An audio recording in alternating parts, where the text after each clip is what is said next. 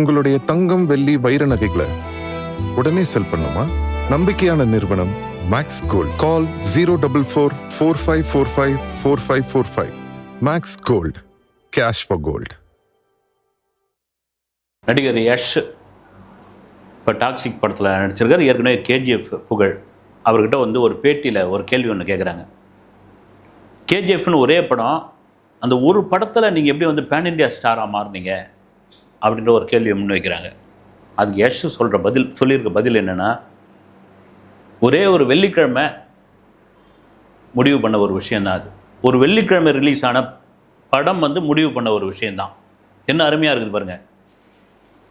ஒரு Friday release ஆன ஒரு படம் என்னை வந்து பேன் இண்டியா ஸ்டாரே ஒரே நாளில் கொண்டு போயிடுச்சு. இன்னொரு வெள்ளிக்கிழமை ஏதாவது ஒரு படம் ரிலீஸ் ஆச்சுன்னா அந்த பேன் இண்டியா ஸ்டார்லேருந்து என்னை கீழே இறக்கி விட்டுரும். இதுதாங்க மிக மிக யதார்த்தமான ஒரு விஷயம். இந்த யதார்த்தத்தை எந்த ஸ்டார் புரிஞ்சுக்கிறாங்களோ, எந்த நடிகர் புரிஞ்சுக்கிறாங்களோ, அவங்களுக்கு தலைகணம் வராது, வயிற்று கணம் வராது, எந்த கணமும் வராது. தான் தான் அடுத்த முதல்வர், தான் தான் வந்து அரசியலை நிர்ணயிக்க போகிற ஆள். பொதுவாக சொல்கிறேன், இவங்க அவனு குறிப்பிடல. ஒரு நடிகருடைய பதில் எவ்வளோ பெரிய பதிலாக இருக்குது பாருங்க. வந்து இன்னைக்கு யஷுக்கு அப்படி ஒரு ரசிகர்கள் இருக்காங்க. வந்து கேஜிஎஃப் 1 கேஜிஎஃப் 2 வெற்றியெல்லாம் என்னன்னு தெரியும். வந்து இப்போ 26ஆம் தேதி டாக்ஸிக்னு ஒரு படம் ரிலீஸ் ஆக போகிறது. அந்த படத்தின் மீதான எதிர்பார்ப்பு மிக அதிகமாக உள்ளது. நீங்கள் எப்படி சாமி பேன் இண்டியா ஸ்டாராக மாறினீங்க அப்படின்போது, ஏமா ஒரு வெள்ளிக்கிழமை ரிலீஸ் ஆன படம்பா, அது என்னை மேலே ஏற்றி விட்டுடுச்சு. இன்னொரு ஏதோ ஒரு வெள்ளிக்கிழமை ரிலீஸ் ஆகும் ஒரு படம், அது ஃப்ளாப் ஆகும், அட்டர் ஃப்ளாப் ஆகும், அது கீழே இறக்கி விட்டுரும். நான் லோக்கல் ஸ்டாராக கூட ஆயிடுவேன் நான். இதுதான் யதார்த்தம். சொல்கிறதுக்கான காரணம் என்னென்னா, சமீபத்தில் ஏதோ ஒரு படத்தோடைய விழாவுக்கு வந்திருந்த நடிகர் மன்சூர் அலிகான் ரொம்ப மனவேதனையோட, நம்ம மன்சூர் அலிகான் மீது பர்சனலாக 1000 விமர்சனங்கள் இருக்கலாங்க. வந்து அது வேறு விஷயம். வந்து பர்சனலாக 1000 விமர்சனங்கள் இருக்கலாம். அதை தாண்டி அவர் பேசுறது முழுக்க நான் வந்து ஒரு திரைப்பட கலைஞன், நான் வந்து ஒரு தொழிலாளி, திரைத்தொழிலாளி, நான் வந்து ஒரு ப்ரொடியூசரு, நான் வந்து ஒரு இயக்குனர், நான் ஒரு ஒரு படத்துக்கு நான் கஷ்டப்பட்டுருக்கேன், அந்த கஷ்டப்பட்டு ஆடின அந்த காட்சியை நீங்கள் என்கிட்ட சொல்லாமல் கொள்ளாமல் எடுத்துட்டீங்க அந்த படத்துலேருந்து. அது எந்த விதத்தில் நியாயங்க அப்படின்ற கேள்வியை முன்வைக்கிறாரு. அதுக்கு சில பேருடைய பதில் என்ன இருக்குதுன்னா, ரைட்டு, அந்த படத்தில் நடிச்சல்ல, அதுக்கு துட்டு வாங்கினல்ல, அந்த துட்டை திருப்பி கொடுத்துட்டு இந்த கேள்வியை கேளு. இது என்ன மாதிரியான ஒரு பதிலாக இருக்குது? வந்து அப்போ நேரடியாக விஷயத்துக்கு வந்துடும். தெரியும் எல்லாருக்கும். வந்து சூர்யா உண்மையிலே இன்றைக்கி அந்த சூர்யா படங்கள் மீது விமர்சனம், நமக்கு மாறுபட்ட விமர்சனங்கள் எல்லாம், சூர்யா உண்மையிலே வந்து அவர் சிவகுமார் அவர்களுடைய மகனாக இருந்தாலும் இந்த திரைத்துறையில் போராடி தான் இந்த இடத்த பிடிச்சிருக்காரு. அதில் மாற்றுக்கிறது கிடையாது. அரசியல் ரீதியாக சில விமர்சனங்கள் அவர் மேலே இருந்தாலும், கருத்துக்கள் நமக்கும் இருந்தாலும், ஒரு சிறந்த நடிகர், அதில் மாற்றுக்கிறது கிடையாது. இப்போ கூட பாருங்கள், விஸ்வநாதன் அண்ட் சன்ஸ் வந்து எனக்கு அந்த படம் வந்து தனிப்பட்ட முறையில் விமர்சனமாக எனக்கு பிடிக்கல தான். அந்த படம் ஒரு டிவி சீரியல் மாதிரி இருக்குதுன்னு அந்த படத்தை மக்களுக்கு பிடிச்சிருக்கு. அது ஒரு பெரிய கொண்டாட்டமான படம், ஆகோமரம், அவருடைய சிங்கம் படம் மாதிரி அப்படி ஒரு பெரிய படம் கிடையாது. அவருடைய வேல் 6 இந்த மாதிரியான படங்கள் கூட கிடையாது. ஓகே, அதை படம் மக்களுக்கு பிடிச்சி போச்சு. இதோ இந்த வீடியோ பேசியிருக்க நேரம் சக்ஸஸ் மீட் நடக்குது வேளச்சேரியில், ரைட், அது என்னவாக இருக்கட்டும். கருப்பு படத்து மீது கூட எனக்கு ஒரு பெரிய இது கிடையாது. கருப்பு வந்து ஒரு திரும்ப சொன்ன காந்தாரான்னு ஒரு படம் வந்து இல்லைங்களா, அதனுடைய சாயல் தான். காந்தாராவுடைய ஒரு மியூசிக் எடுத்து தான் போட்டிருக்காங்க. இந்த தேட்டரில் சாமி ஆடுற கலாச்சாரம்லாம் எப்போ 80களிலே வந்துருச்சு. அதை வந்து கலைப்புலி தானு அவர்கள் தயாரிப்பாளர் ஓப்பனாகவே சொல்லியிருக்காரு. யாருன்னு ஒரு படம் எடுத்தோம், அந்த படம் ஓடணும் அப்படின்றதுக்காக எந்த மாதிரியான ஒரு விளம்பரத்தை பண்ணலாம் அப்படின்னு யோசனை பண்ணோம். ஜூனியர் ஆர்டிஸ்ட் பெண்களெல்லாம் கூப்பிட்டோம். ஒரு நாளைக்கு 500 ரூபாய்மா உனக்கு, இந்த தேட்டரில் நாங்கள் சொல்லுவோம், மஞ்சள் சாலை கட்டிக்கின்னு தலையை விரிச்சுக்கின்னு இந்த பாட்டு வரும்பொழுது ஏந்து நீ பாட்டுன்னு ஆடணும், சாமி ஆடணும். எங்கள் ஆளுங்க ரெடியாக இருப்பாங்க, கற்பூரத்தை கையில் கொடுப்பாங்க, கொளுத்தி கொடுப்பாங்க, வாயில் போட்டுறது, கீழே போட்டுறது, அதுவும் இருப்போம். அப்படியே 80களில் இந்த டெக்னிக் வந்துருச்சு. நான் அதை சொல்ல, உண்மையாகவே சாமி ஆடிக்கலாம், கருப்பு சாமி வந்து ஆடிக்கலாம். காசி தேட்டரில் நான் பார்த்தேன். நான் பரங்கிமலை ஜோதி தேட்டர்லையும் ஆடினாங்க, வெளியூர்கள்லையும் ஆடினாங்க. அந்த படம் இட்டுக்கு அதுவும் ஒரு காரணம். அது அதை தாண்டி மன்சூர் அலிகான் அந்த மேடையில் சொன்ன ஒரு விஷயம் என்னென்னா, ஒரு ரிங்கில் பிரசாத் ஸ்டுடியோவில், சென்னை பிரசாத் ஸ்டுடியோவில் உள்ள ஒரு அரங்கத்தில் ஒரு ரிங்கில் நான் வந்து கஷ்டப்பட்டு ஒரு டான்ஸ் ஆடி இருக்கிறேன், ஏதோ நாங்கள் 4 பேரும் நல்லவங்க தான், நாங்கள் 4 பேரும் வில்லன்கள் தான்ன்ற மாதிரியான ஒரு பாட்டு. அது ரொம்ப கஷ்டமானது. பேசிக்காக மன்சூர் அலிகான் வந்து ஒரு டான்ஸர். இதுக்கு பல பேருக்கு தெரியுமா தெரியாதுன்னு தெரியல. பேசிக்காக ஒரு குரூப் டான்ஸர் அவர். பிரமாதமாக ஆடுவார். ஆனால் தான் அவருடைய உடல் மொழிலாம் வேறு மாதிரி இருக்கும் பார்த்தீங்கன்னா. ஒரு மாதிரி நிற்கவே மாட்டாப்புல, இப்படி இது பண்ணிக்கிட்டே இருப்பார். அதனால் டான்ஸ் தெரியும் அவருக்கு. இப்போவும் பார்த்தீங்கன்னா பிரமாதமாக டான்ஸ் ஆடக்கூடிய ஒருத்தர் வந்து அந்த படத்துக்கு ரிங்கில் வச்சு ஆட வச்சாங்க. அந்த ரிங்கில் நான் எப்படி ஆடுறேன் அப்படின்ட்டு ஷூட்டிங் ஸ்பாட்டுக்கு என் பசங்க பார்க்கணுன்னு ஆசைப்பட்டாங்க. சரி வாங்கடா அப்படின்னு கூட்டின்னு வந்துட்டேன். கூட்டின்னு வந்து அவ்வளோ கஷ்டப்பட்டு தலையிலே பாட்டில்லாம் உடைக்கிறது, குட்டிக்காரனை அடிக்கிறது, தலைகீழ நிற்கிறது, வாயில் கட்டையை கவிக்கிட்டு போய் தாவி தாவி போடுறது, இப்படி உடல் ரீதியாக பல துன்பங்களை பட்டு அந்த பாட்டை எடுத்து முடித்தாங்க. எடுத்து முடித்த பிறகு என் பசங்களெலாம் கூப்பிட்டுக்கிட்டு நான் தேட்டருக்கு போகிறேன். அந்த பாட்டே வரல, சுத்தமாக வரல. எப்படி இருக்கும் என் மனசு? நீங்கள் அதுக்கு வந்து லட்சம் கொடுங்க, கோடி கொடுங்க, கொடுக்க மாட்டாங்க, அது வேறு விஷயம். அதை தாண்டி நான் ஆடி இருக்கிறேன், என் பசங்க வந்து பார்த்துருக்குறாங்க, ஒரு உயிரை கொடுத்து ஆடி இருக்கிறேன், ரிங்கில் நின்று ஆடி இருக்கிறேன். இப்போ மன்சூர் அலிகானுக்குன்னா 65 வயசு இருக்குன்னு நினைக்கிறேன் எனக்கு தெரிஞ்சு. பார்த்தீங்கன்னா இந்த வயசில் இவ்வளோ ஆக்டிவாக இருக்கிறது பெரிய விஷயங்க. அதில் நின்று கஷ்டப்பட்டு ஆடி இருக்கிறேன்.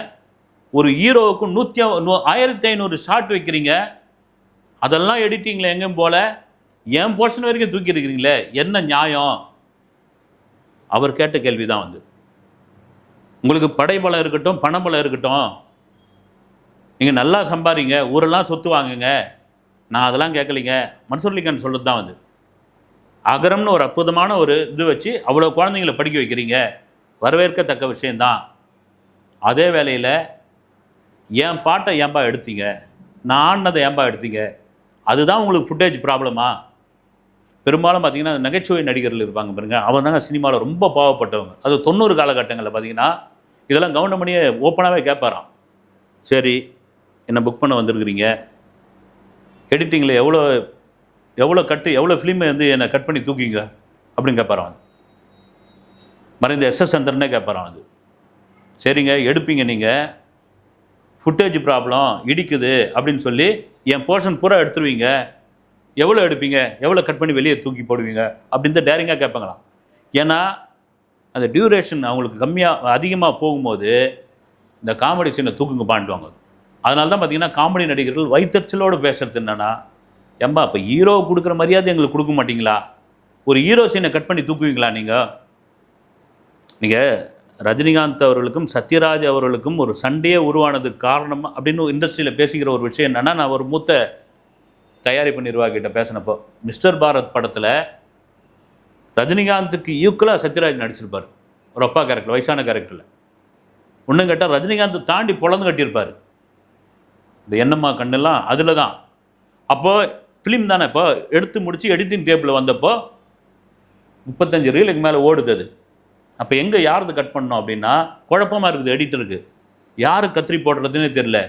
ஏன்னா ரஜினி போட முடியாது, அவர் வந்து படத்துடைய மெயின் பில்லர், அவர் வந்து ஸ்டாரு, சூப்பர் ஸ்டாரு, அவர் எதையுமே எடிட் பண்ண முடியாது.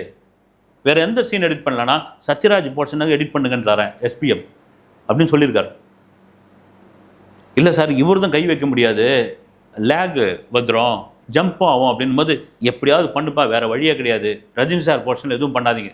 இதை தான் அங்கேருந்த யாரோ ஒருத்தர் வந்து சத்யராஜ் அவர்கிட்ட சொல்லி, அவர் போய் டைரக்டர்கிட்ட கேட்டு என்ன சார் இப்படி பண்ணியிருக்கீங்கன்னு போது, நீங்கள் இப்போ வளர்ந்துக்கு தானே வரீங்க, ரஜினி படத்தை தானே நடிச்சிருங்க, விடுங்க அப்படின்னு போது தான் அந்த கோபம் வந்துருக்குது பாருங்கள் சத்யராஜுக்கு. ஒரு ஹீரோ சொல்லாமல் இதை கட் பண்ணியிருப்பாங்களா?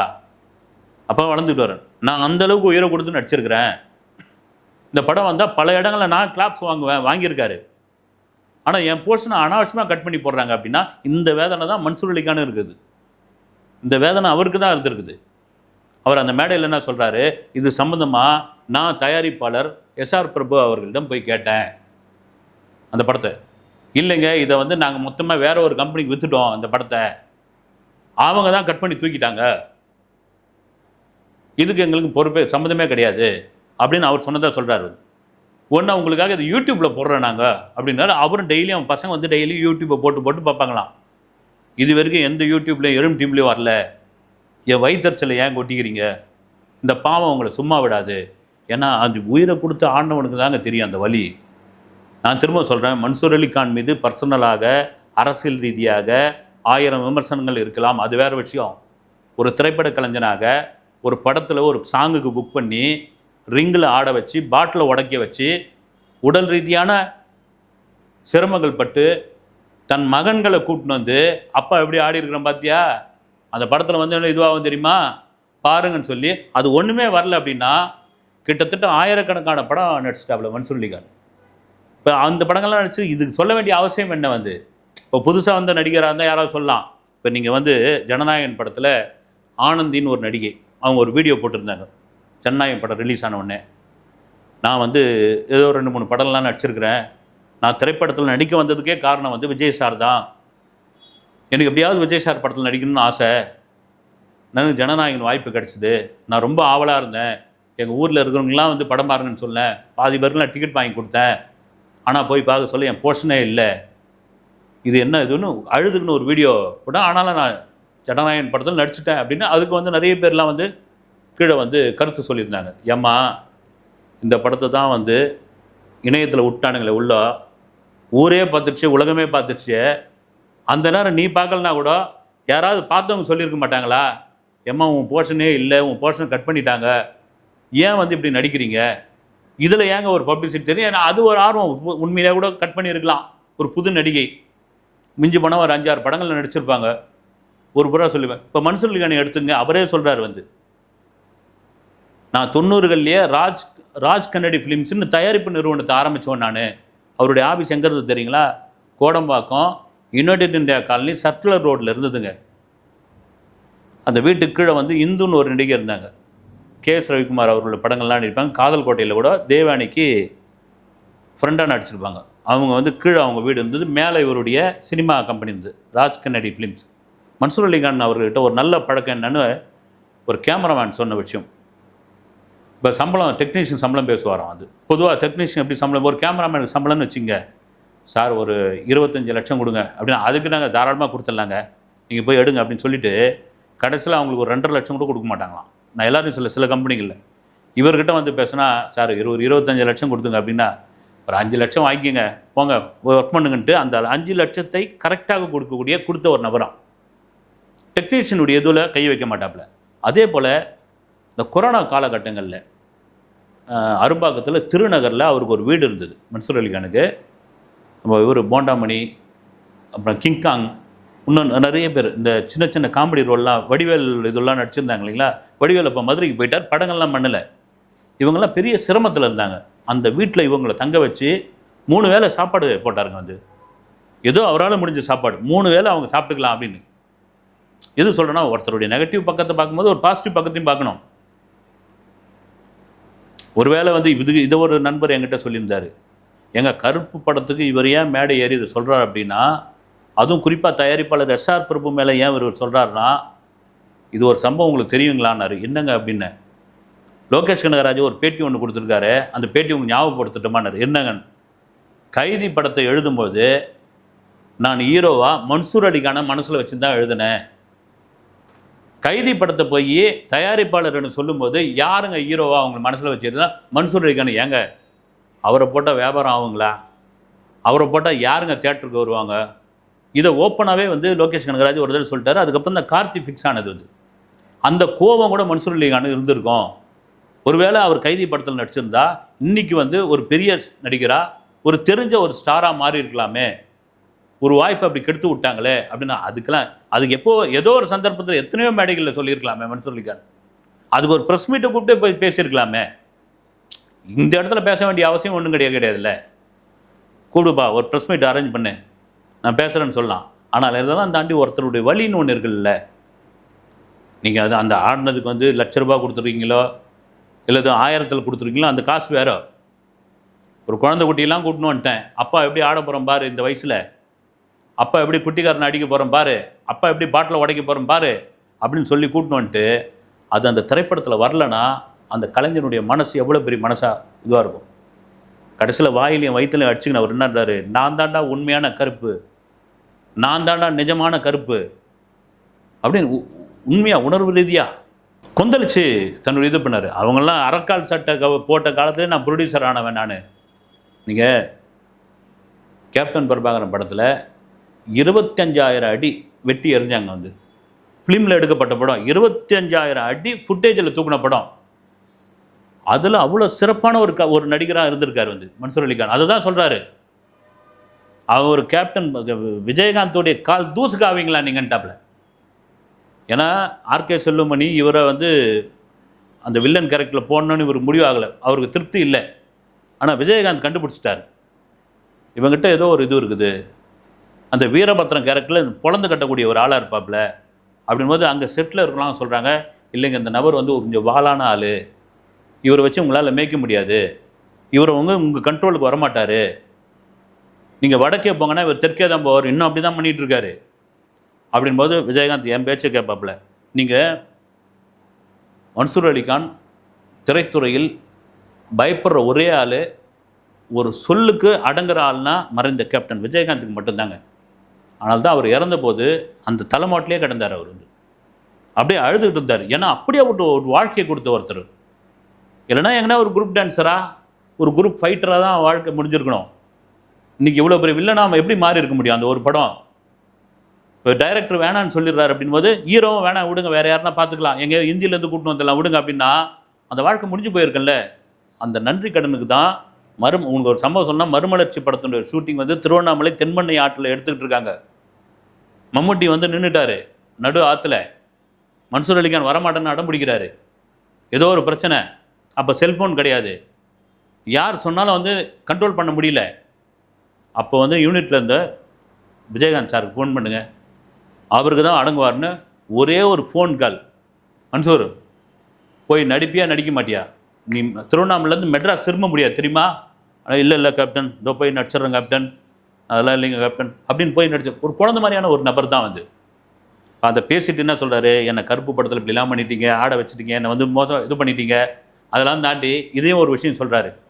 இதெல்லாம் பேசிட்டேன்ல, உடனே வந்து என்ன பண்ணுவீங்க, உன் பிள்ளை வந்து போதை மருந்து யூஸ் பண்ணா, உன் பொண்ணை வந்து போதை வழக்கில் சிக்கனா அப்படின்னு சொல்லி, ஏயா அவனுக்கு யாரோ பள்ளிக்கூடத்தில் ஒருத்தன் வாங்கி கொடுத்தான், அது உபயோகப்படுத்தினான், நானே தான் போலீஸில் எடுத்து போய் பிடிச்சி கொடுத்தேன், அதுக்கப்புறம் வீட்டில் கூப்பிட்டு வந்து பெல்ட்டால் அவனை அடின்னு அடித்தேன், அவன் போதை மருந்து கடத்தும் இல்லை, இது பண்ணவும் இல்லை, எவனோ ஒரு பையன் கொடுத்துருக்குறான், அதை இது பண்ணான், அதுக்கப்புறம் திருந்திட்டான். ஆனால் இவ்வளோ காலம் நான் ஏதாவது பேசினா இதை சொல்லி இது பண்ணுறீங்களேன்னு அதுக்கும் ஒரு இது. ஏன்னா அதுக்கு இறங்கி பேசுவாங்க.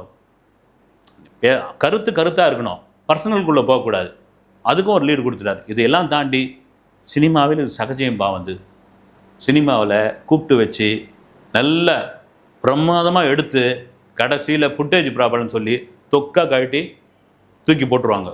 ஆனால் கிட்டத்தட்ட 1500-2000 படங்களுக்கு நடித்த மன்சூர் அலிகானுக்கே இவ்வளோ பெரிய வேதனைன்னா அவர் அந்த காட்சி எவ்வளோ சிரமப்பட்டு நடிச்சிருப்பார் என்பது மிக முக்கியமான ஒரு விஷயம். அடுத்த வீடியோவில் சந்திக்கிறேன். நன்றி.